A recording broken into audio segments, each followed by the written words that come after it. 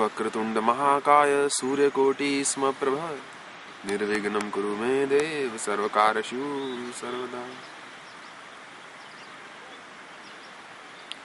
सर्वप्रथम मेरा प्रणाम है आपके अंदर विराजमान उस दिव्य शक्ति को। भज गोविंदम स्तोत्र में आज हम आगे चलते हैं। आदि गुरु लिखते हैं,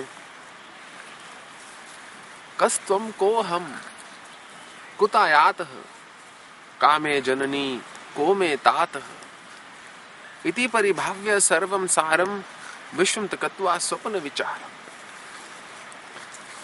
कि तुम कौन हो, मैं कौन हूं, कहां से आया हूं, कौन मेरा पिता है और कौन मेरी माता। इन प्रश्नों में कुछ नहीं रखा। इन अनित्य संबंधों को जो सदैव के लिए नहीं रहेंगे, जो नित्य नहीं है, इन संबंधों में अपने जीवन को मत गला, मत खपा। अपने कर्तव्य का पालन कर, परंतु चित्त को तो उस ईश्वर में ही लगा। बोलते हैं, और तुझे क्या अधिक बताऊं, बस इतना जान ले कि ये संसार एक स्वप्न की भांति है।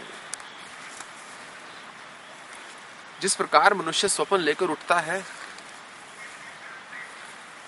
तो उसको ज्ञात हो जाता है कि स्वप्न तो देखा वो तो मात्र स्वप्न था, उसकी कोई सत्ता नहीं थी। परंतु स्वप्न की अवस्था में उसको वो सत्य प्रतीत होता है। जब मनुष्य स्वप्न ले रहा होता है तो उसको वो सत्य प्रतीत होता है। स्वप्न तो मन से है, चित्त से है, परंतु फिर भी उसमें शरीर कार्य करने लगता है।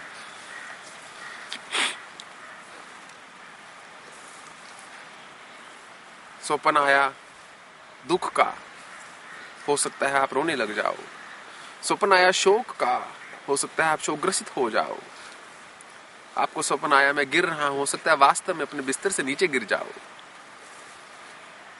तो जिस प्रकार स्वप्न के समय स्वप्न सत्य प्रतीत होता है, परंतु वास्तव में वो एक भ्रांति है, वास्तव में वो एक भ्रम है, ठीक उसी प्रकार जागृत अवस्था में जो भी आप संसार में कार्य कर रहे हैं वो सत्य प्रतीत होता है, परंतु ये एक भ्रांति है।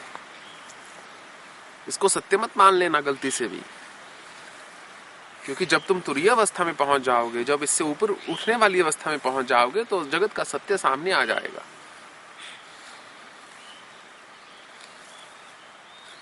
राजा जनक के मिथिला राज्य के ऊपर एक बार एक दूसरा राजा आक्रमण कर देता है। तो राजा के मंत्री उनको बताते हैं कि दुश्मन की सेनाएं हमारे किले को तोड़कर भीतर पहुंच चुकी हैं महाराज। अब हम अधिक देर उनको नहीं रोक सकते, तो इसलिए आपको तुरंत अपनी जान बचाकर भागना होगा। वो सेना हमसे ज्यादा बलवान है। राजा जनक एक गुप्त रास्ते से राजमहल के बाहर निकल जाते हैं और भागना शुरू कर देते हैं। दुश्मन सेना उनके पीछे लग जाती है। दुश्मन सेना के 2-4 सैनिक उनको देख लेते हैं। भागते भागते थक जाते हैं, दुश्मन सेना की नजरों से ओझल हो जाते हैं। एक जगह बैठकर विश्राम करने लगते हैं। बहुत प्यास लगती है उनको, बहुत भूख लगती है। थोड़ा सा और आगे बढ़ते हैं, अपने राज्यों के गांव में पहुंच जाते हैं। एक दरवाजे पर खटखटाते हैं। भीतर से घर का मालिक बाहर आता है। देखता है कि सामने राजा खड़ा है, प्रणाम करता है। राजा जनक बोलते हैं कि मुझे बहुत भूख लगी है, बहुत प्यास लगी है, मुझे कुछ खाने को दोगे? वो बोलता है, क्षमा कीजिए महाराज, मैं आपको कुछ नहीं दे सकता। आपको इसी समय यहाँ से जाना होगा, दुश्मन सेना आपके पीछे लगी हुई है, मेरा घर है, मेरी गृहस्थी है, वो हमको भी काट डालेंगे यदि हमने आपको शरण दे दी। तो राजा उसका उत्तर सुनकर हतप्रभ रह जाता है कि ये तो वही प्रजा है जिसका मैंने जीवन पर्यंत पालन किया सत्यता के साथ। आज मुझे बोल रहे हैं कि रोटी नहीं देंगे, पानी नहीं देंगे। सोचता है कोई बात नहीं, आगे जाकर ले लूंगा। आगे चल पड़ता है, आगे जाता है। राजा जनक आगे जाते हैं तो एक और दरवाजे पर दस्तक करते हैं। भीतर से एक स्त्री बाहर आती है। राजन बोलते हैं कि मैं बहुत भूखा हूं, प्यासा हूं, मुझे कुछ खाने को, कुछ पीने को दे सकती हो? बोलती, महाराज जी मेरे छोटे छोटे बच्चे हैं, अब इस राज्य पर तो दूसरे राजा का कब्जा हो गया है, इसलिए मैं ऐसा कार्य नहीं कर सकती जिससे कि देशद्रोही कहलाऊं। दूसरा राजा मेरे परिवार को नष्ट कर देगा। आप यहां से थोड़ा सा आगे चले जाइए, गांव के बाहर एक कुआं है, वहां से आप पानी निकाल के पी सकते हैं। वहीं पर गन्ने के खेत हैं, एक दो गन्ने निकाल कर आप खा सकते हैं। कृपया यहां से तुरंत चले जाएं। कहकर वो दरवाजा बंद करके अंदर चली जाती है।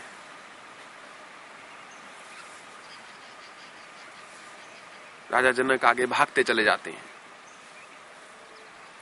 गांव के बाहर उस कुएं के पास पहुंच जाते हैं। थोड़ा सा जल निकाल के पीते हैं, विश्राम करते हैं। सारा दिन भागते भागते अत्यंत थक चुके हैं, तो उनको नींद आ जाती है।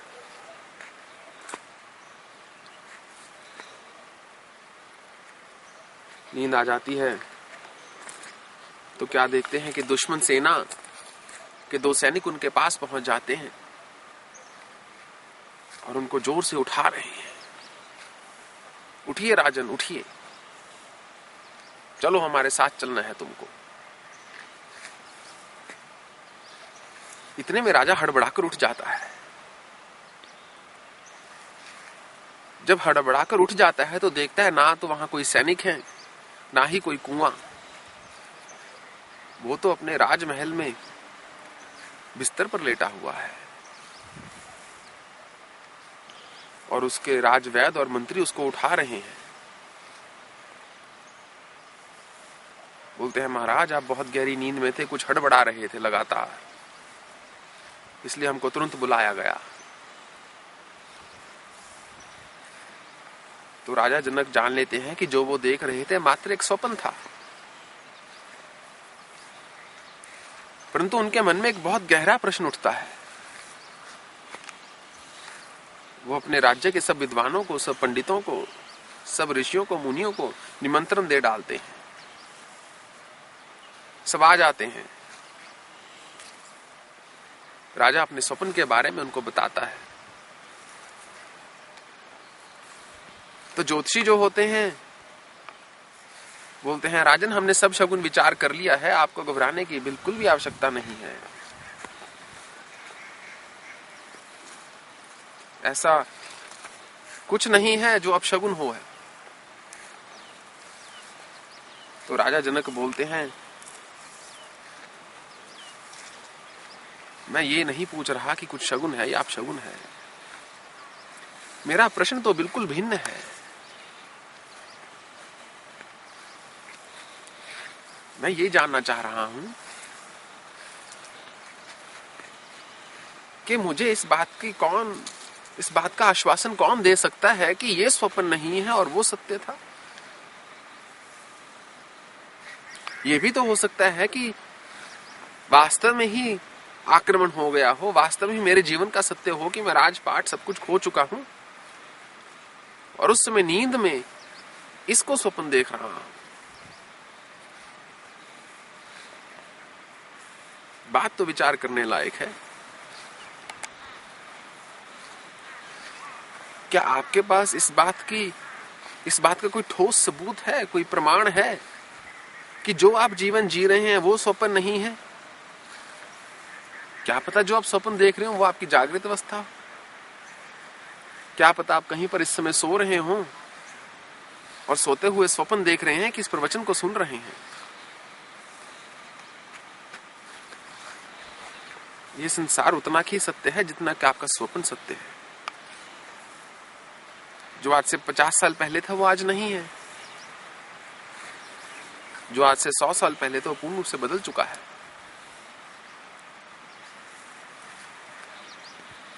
तो जो किसी का नहीं है आपका कैसे हो सकता है? जो स्वयं का ही नहीं है वो आपका कैसे हो सकता है? इति परिभाव्य सर्वम सारम विश्वम तुकत्वा स्वप्न विचारम। मैं तुझे सारांश में ये बताता हूं, आदिदेव गुरु शंकराचार्य जी बोलते हैं कि इस संसार को स्वप्न की भांति त्याग कर दे। त्वयि चान तरेको विष्णु व्यर्थम कुपि असि सर्वसहिष्णु सर्वस्मिन्न विपश्यत्मानम सर्वत्र उत्सृज भेद ज्ञानम। बोलते हैं किस बात की लड़ाई कर रहे हो? सबके हृदय में तो वही एक ईश्वर है, वही एक विष्णु है। कोई भी स्वरूप दे दो उसको, कोई भी नाम दे दो, कोई भी उसके गुणों को लेकर उसका बयान कर दो, उसकी व्याख्या कर दो, वो तो वही रहेगा। मेरे बुरा कहने से आप बुरा थोड़े ना हो जाएंगे, ना ही मेरे अच्छा कहने से आप अच्छा हो जाएंगे। वो तो आप होंगे अपने विचारों से, अपने चित्त से, अपने कर्मों से, अपनी भावना से। तो ईश्वर को कोई अच्छा कह दे तो ईश्वर अच्छा नहीं है, कोई बुरा कह दे कोई बुरा नहीं है, कोई बोल दे वो चतुर्भुजी है तो चतुर्भुजी नहीं हो जाता, कोई बोल दे अष्टभुजी है तो अष्टभुजी नहीं हो जाता। जिसको जैसे भाया उसने वैसे उसका स्वरूप दे दिया, परंतु इससे सत्य बदलता नहीं। ईश्वर भिन्न नहीं हो गया, ईश्वर तो एक ही है। आपको जैसे भाता है आप उसको वैसे मानिए। तो जो धर्म को लेकर, संप्रदाय को लेकर जो झगड़े हैं, जो दंगे हैं, कितनी मूढ़ता की बात है, कितनी मूर्खता की बात है। किस बात की लड़ाई है? मेरे तो यही समझ में नहीं आ रहा। जो अल्लाह कहकर खुश है उसको अल्लाह कहने दो, जो हरि कहकर खुश है उसको हरि कहने दो, जो ईसा मसीह कहकर खुश है उसको ईसा मसीह कहने दो, जो गुरु नानक कहकर खुश है उसको गुरु नानक बोलने दो। किस बात का झगड़ा है? मानव जीवन के इतिहास में ना तो आज तक कोई एक धर्म हुआ है, ना ही कभी होगा। ऐसा कभी नहीं होता कि समस्त विश्व में मात्र एक ही धर्म हो, क्योंकि धर्म केवल ईश्वर पर आधारित नहीं होता, धर्म समाज पर आधारित होता है। जैसे जैसे समाज बढ़ता है, उन्नति करता है, वैसे वैसे धर्म की परिभाषा भी बदलती चली जाती है। तो जब समस्त विश्व में समाज अलग हैं, जब भाषाएं अलग हैं, तो ईश्वर का नाम तो अलग हो ही जाएगा। आप जिसको कृष्ण बोलते हैं, कई उसको कृष्ण बोलते हैं, कई उसको कन्हैया बोलते हैं, कोई गोविंद बोलेगा, कोई गोपाल बोलेगा, कोई श्यामल बोलेगा, कोई विठल बोलेगा। कृष्ण तो वही रहेगा, आप कोई भी नाम दे दो। यदि वास्तव में अपनी आत्मा का बोध चाहते हो, शंकराचार्य जी लिखते हैं, तो सब में उसी ईश्वर को देखो और सब में उस ईश्वर को देखते हुए सब प्रकार के भेद और अज्ञान का त्याग कर दो। भेद द्वंद्व होता है। द्वंद्व अर्थात दो, अच्छा बुरा, सुख दुख, ठंडा गर्म, सर्दी गर्मी, ये द्वंद्व हैं। कैसे कह रहे हो भेद? जो वास्तव में ही पंडित हो तो पोथियां लेकर क्यों नहीं पैदा हुए, ऐसा कबीर जी ने बोला था। बोले जो ऊपर से ही भेद चला आता तो जो पंडित होता वेद लेकर ही पैदा होता, जो जुलाहा होता तो चरखा लेकर ही पैदा होता। परंतु सभी तो रोते हुए ही आते हैं, नाल से जुड़े हुए हैं, रक्त से, गर्भ की और चीजों से, झिल्ली से लिपटे हुए हैं, नग्न अवस्था में आ रहे हैं, रो रहे हैं। यही तो सबका सत्य है। तो किस प्रकार का भेद? ये तो मनुष्य की अज्ञानता की बात है। ये सफेद बढ़िया है कुकुर या काला, दोनों तो वैसे ही प्यार करते हैं, दोनों तो वैसे ही भोजन खाते हैं, दोनों के मन में तो वही ईश्वर है, तो किस प्रकार का भेद? सर्वत्र उत्सृज भेद ज्ञानम, तो सब दृशा से, सब प्रकार से, सब ओर से भेद का नाश कर, क्योंकि भेद अज्ञानता का चिन्ह है। भेदा भेद विवर्जिता, वो भेद और भेद से परे है। शत्रु मित्र पुत्र बंधो मा कुरु यत्नम विग्रह संदो भव समचित्त सर्वत्र त्वं वांछसि अचिराद यदि विष्णु त्वं। बोलते हैं चाहे तुम्हारा शत्रु है, चाहे मित्र है, चाहे पुत्र है, चाहे बंधु है, कुछ ऐसा करो कि ना तो इनसे बहुत संधि करो, ना ही बहुत दूर हटो, सम रहो। भव समचित्त, चित्त को सम स्थिति में स्थित करो। विशेष रूप से यदि तुम ईश्वर की प्राप्ति चाहते हो, वांछसि अचिराद यदि विष्णुत्वम, यदि ईश्वर का बोध चाहते हो, स्वयं के स्वरूप को जानना चाहते हो, तो जब तक सम नहीं रहोगे तब तक समाधान नहीं मिलेगा। तो सम रहना नितांत आवश्यक है, क्योंकि वो तो सब में सम है। अहम सर्वस्य प्रभवम मता सर्वम प्रवर्तते, मैं सब में हूं, सब मुझ में हूं, सब में मैं ही वर्त रहा हूं, श्री कृष्ण बोलते हैं।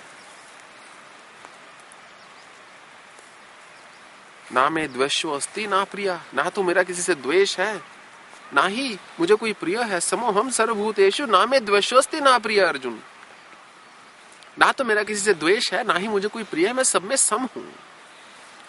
जो सब में सम है उसके बोध के लिए आपको भी सम होना पड़ेगा।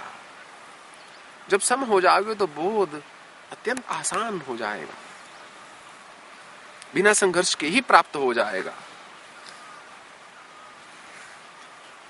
कामम क्रोधम लोभम मोहम तत्मानम भाव्य कोहम। बोलते हैं काम क्रोध और लोभ और मोह का त्याग कर दे, अहंकार का त्याग कर दे। कामम क्रोधम लोभम मोहम तत्मानम भाव्य कोहम। इनका त्याग करेगा तो आगे चलेगा। आत्मज्ञान विहीन मूढ़ा ते पच्यन्ते नरक निगूढ़ा। परंतु जो आत्मज्ञान से विहीन रहोगे तो नरक की ओर ही जाओगे। जो इतनी सुंदर देह प्राप्ति होने के बाद भी प्रसन्न नहीं रह सकता, तो जो जीवन में सब कुछ होने के बाद भी प्रसन्न नहीं रह सकता, वो नरक में ही तो है। और नरक क्या है? यही तो नरक है। तो अपने विकारों का त्याग करना सीखो, अपने विकारों से ऊपर उठना सीखो, अपने विकारों के नौकर मत बनो। जब विकारों से ऊपर उठ जाओगे तो आत्मज्ञान प्राप्त हो जाएगा। जब आत्मज्ञान प्राप्त हो जाएगा तो स्वयं के स्वरूप का बोध हो जाएगा। उसको जानना होगा यदि वास्तव में ईश्वर की प्राप्ति चाहते हो। चाहे अपने इष्ट का दर्शन चाहते हो, चाहे समाधि चाहते हो, उसको जानना होगा। सब संशय दूर हो जाएगा, सब दुविधा खत्म हो जाएगी, सब प्रश्न खत्म हो जाएंगे।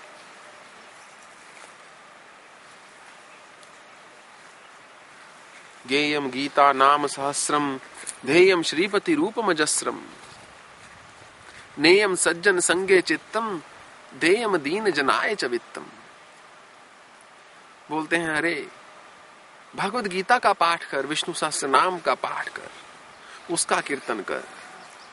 श्रीपति जो हैं, जो श्री विष्णु हैं, जो श्री हरि हैं, जो परमात्मा हैं, जो सर्वोपरि हैं, उनका ध्यान धर, उनका चिंतन कर,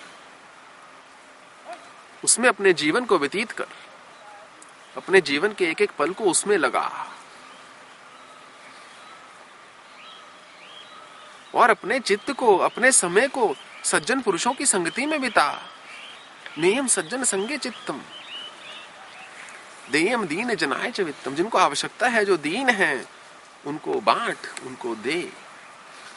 देने से मनुष्य बहुत बढ़ता है। देने से और प्राप्त होता है। आप प्रकृति का नियम देख लीजिए, कुछ भी यदि आपको लेना है उससे पहले आपको देना पड़ता है। आप स्त्री में बीज को देंगे तो संतान मिलेगी, शरीर में भोजन को देंगे तो तृप्ति मिलेगी। प्रत्येक चीज को पहले देना पड़ता है, फिर कुछ प्राप्त होता है। काम करेंगे तो धन मिलेगा, अच्छे कुल में पैदा होंगे तो ज्ञान मिलेगा, अच्छे गुरु की सेवा करेंगे तो आत्मज्ञान मिलेगा। पहले कुछ दे रहे हैं, फिर कुछ तुरंत प्रकृति आपको देती रहती है। तो देना सीखिए। केवल धन देने की बात नहीं कर रहा, या मैं धन देने की बात कर ही नहीं रहा। प्रेम दीजिए, भाव दीजिए, श्रद्धा दीजिए, भक्ति दीजिए, प्रिय वचन बोलिए, किसी के मन को सुख दीजिए, किसी के जीवन में सुख दीजिए। कुछ तो दे ही सकते हैं। कोई घर में आए उसको भोजन तो करा ही सकते हैं। भोजन नहीं करा सकते तो पानी तो पिला ही सकते हैं, चाय तो पिला ही सकते हैं। नहीं पिला सकते तो जल तो दे ही सकते हैं। नहीं दे सकते तो बैठने को तो बोल ही सकते हैं। वो भी नहीं कर सकते तो भीतर आने को तो बोल ही सकते हैं। कुछ तो दे ही सकते हैं। वो भी नहीं दे सकते तो तुम धरती पर एक बहुत बड़ा बोझ हो। जो इतना सा भी हृदय नहीं है कि किसी को भीतर आने के लिए बोल सको, अतिथि सत्कार कर सको, तो आप केवल अपने लिए जी रहे हैं। आपको सुख नहीं मिल सकता। सुख उसी को मिलता है जो सुख देने को तैयार है। जो दे सकता है वो लेने का स्वतः ही हकदार हो जाता है। आप नौकरी पर 8 घंटे दे रहे हैं, तनख्वाह लेने के हकदार हैं। यदि नौकरी पर ही नहीं जाएंगे तो कैसी तनख्वाह, कैसा वेतन? तो देना सीखिए। देने से ही लेना शुरू होता है, देने से ही ये सब शुरू होता है। जो समय देंगे तो स्थिरता पाएंगे, जो योग देंगे तो ज्ञान पाएंगे, भक्ति देंगे तो वैराग्य पाएंगे। पहले कुछ देना है, और देने के लिए ये जरूरी नहीं आपके पास वो हो। देने के लिए आवश्यक है मात्र एक संकल्प हो कि मुझे देना है। जब शुद्ध हृदय से उस संकल्प को ले लेंगे, प्रकृति आपके माध्यम से स्वतः ही देना शुरू कर देगी। एक बीज का तो मात्र संकल्प है कि मुझे फल देना है। प्रकृति सब कुछ करती है, उसको पेड़ बना देती है, उसमें फल लग जाता है। आप देने वाले बनिए, प्रकृति आपको सामर्थ्य देगी देने का। देने के विषय पर एक बार मैंने पहले विस्तार से बोला था, उस प्रवचन को सुनिए दान के ऊपर। उसमें आप जानेंगे कि सुपात्र कौन है, किसको देना चाहिए। परंतु अपना प्रेम तो सबको दीजिए, अच्छे शब्द, अच्छे वचन, मधुर वचन तो सबको दीजिए। जो दे सकते हैं सबको दीजिए, परंतु कुछ चीजें कभी मत दीजिए। अपना क्रोध किसी को मत दीजिए, उसको स्वयं तक रखना सीखिए, उसको जीतना सीखिए। अपना लोभ त्याग दीजिए, लोभ किसी को मत दीजिए। कष्ट किसी को मत दीजिए। ये दान में देने लायक वस्तुएं नहीं है, क्योंकि जितना आप देंगे उतना ही आपको मिलने वाला है। उतना नहीं, उसका कई गुना मिलने वाला है। इस बात को स्मरण रखना है आपको, इस बात को याद रखना है। फिर आप जीवन को यथार्थ जानेंगे जीवन का वास्तविक अर्थ क्या है, जीवन वास्तव में कैसे जीना है। आप कुछ लेके ही नहीं आए, आपका कुछ है ही नहीं। जब ऊपर वाला देने से हाथ नहीं रोक रहा, आप कौन होते अपना हाथ रोकने के लिए? किस चीज को पकड़ कर बैठे हुए हो, किस चीज को जकड़ कर बैठे हुए? छोड़ो। मुक्त हो जाओ, स्वतंत्र हो जाओ। घबराओ मत। जिस ईश्वर ने तुम्हें आज तक भोजन, वस्त्र, छत और औषध दिया, वो आगे भी देगा। पकड़ के मत बैठो। जानो कि प्रत्येक वस्तु की भांति, चाहे वो दवा हो, चाहे खाने की वस्तु हो, एक तिथि के बाद वो उपयोग करने लायक नहीं रहती, उस एक्सपायर हो जाती है। एक्सपायरी डेट होती है उसकी, एक यूज बाय डेट होती है। ऐसे ही तुम्हारी भी एक एक्सपायरी डेट है। उससे पहले पहले जो देना है दे दो, उससे पहले पहले जो करना है कर लो, फिर किसी काम के नहीं रहोगे। जैसे कूड़ेदान में डिब्बे को फेंक दिया जाता है जिसमें की जो वस्तु है खाने लायक नहीं रही या उपयोग करने लायक नहीं रही, ऐसे ही तुम भी एक दिन फेंक दिए जाओगे। तो जो तुम्हारा जीवन है उसको जानो, कायदे से जियो उसको। मनुष्य हो, मनुष्य की भांति जियो, पशुओं की भांति मत जियो।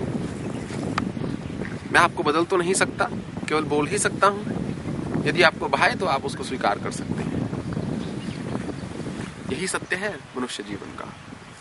भज गोविंदम, भज गोविंदम, गोविंदम भज मूढ़ मते, संप्राप्ते सन्निहिते मरणे, नहीं नहीं रक्षति दुष्कृण कर। गोविंद का भजन कर। एक एक क्षण बीता जा रहा है, एक एक क्षण। बंगला में एक सुंदर भजन है, उसकी एक पंक्ति है, कामल दल जल जीवन तलमल, बझऊ हरि पद नीति रे। नित्य प्रति हरि का भजन कर ले, क्योंकि जीवन तो बहुत तेजी से भाग रहा है। आपके 30 साल का सार या आपके 40 वर्ष का सार, मान लीजिए आपने 40 वर्ष अपने जीवन को व्यतीत कर लिया है अब तक।